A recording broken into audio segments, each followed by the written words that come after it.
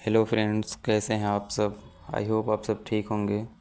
Friend, आज की इस वीडियो में हम जानने वाले हैं आईवी फ्लूइड के बारे में, जो कि आमतौर पर हम उसे ग्लूकोज बॉटल के नाम से भी जानते हैं। फ्रेंड, इस वीडियो में हम जानेंगे आईवी फ्लूइड क्या होता है, ये कितने टाइप का होता है, इसमें क्या कंपोजिशन होते हैं, किस किस पेशेंट को चढ़ाने चाहिए और किन पेशेंट को नहीं चढ़ाने चाहिए। तो चलिए वीडियो शुरू करते हैं।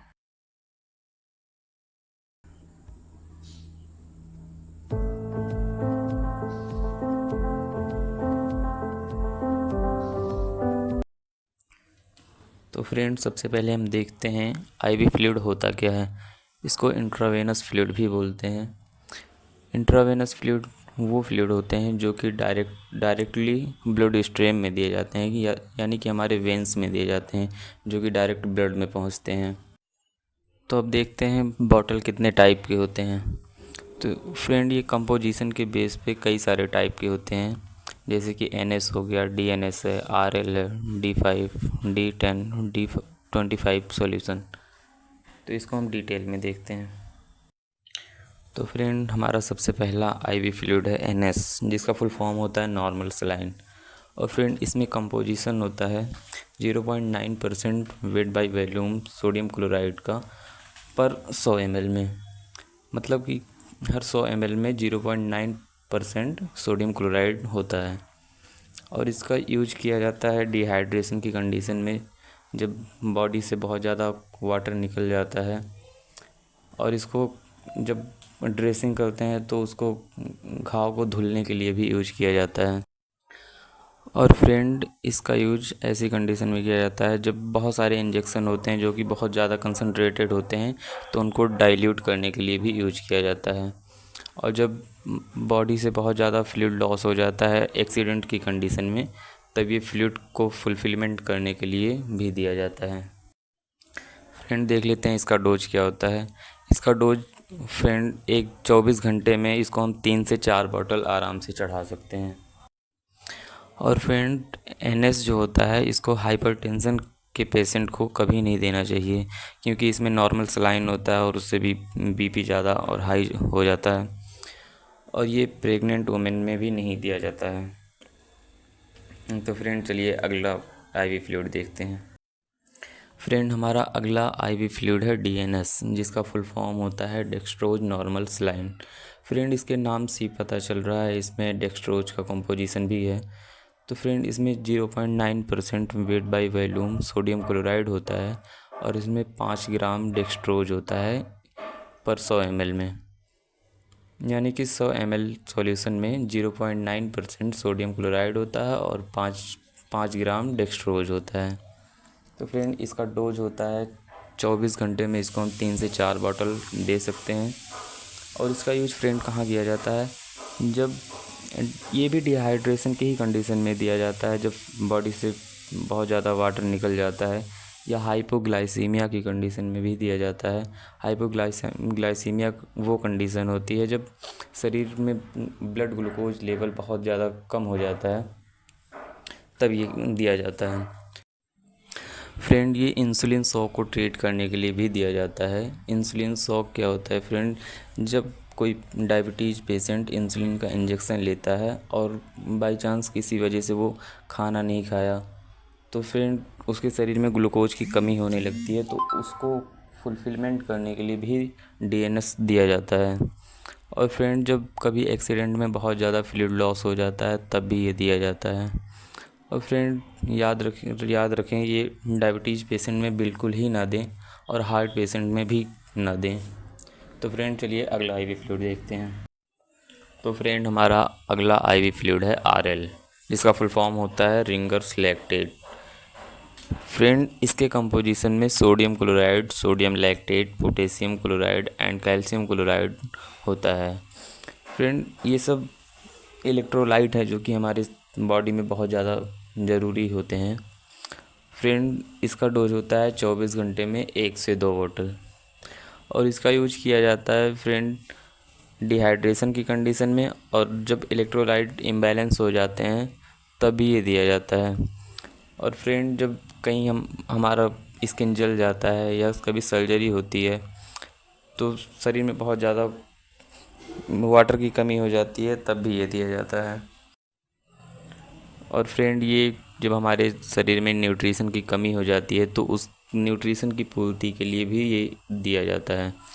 और ये जब हमारे हमारे शरीर में ब्लड प्रेशर लो हो जाता है, जिसको हम हाइपोटेंशन बोलते हैं, तब भी ये आरएल दिया जाता है।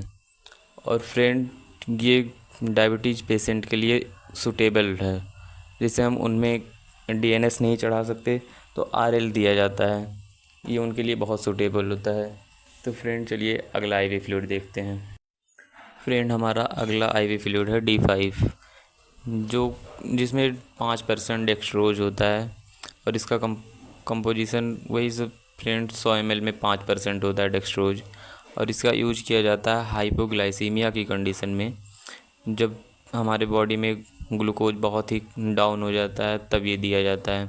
और डिहाइड्रेशन की कंडीशन में भी दिया जाता है, जब एक्सीडेंट वगैरह होता है तब हमारे शरीर से बहुत ज़्यादा फ्लूइड लॉस होता है, उस कंडीशन में भी दिया जाता है। और इंसुलिन शॉक को ट्रीट करने के लिए भी ये दिया जाता है। फ्रेंड जैसा कि मैंने पहले ही बताया इंसुलिन शॉक क्या होता है, तो फ्रेंड उसमें भी दिया जाता है। और जब हमें बहुत ज़्यादा कमज़ोरी होती है या कहीं इंजरी हो जाती है तब भी ये दिया जाता है। और फ्रेंड हमें जब बहुत ज़्यादा कमज़ोरी आती है, वीकनेस हो जाती है, तब न्यूट्रिशनल सपोर्ट के लिए भी ये दिया जाता है। और फ्रेंड ये पोस्ट ऑपरेटिव ट्रीटमेंट के लिए भी दिया जाता है, जब कभी हमारा ऑपरेशन होता है तब हमारे शरीर से बहुत ज़्यादा फ्लूइड लॉस होता है, इस कंडीशन में भी दिया जाता है।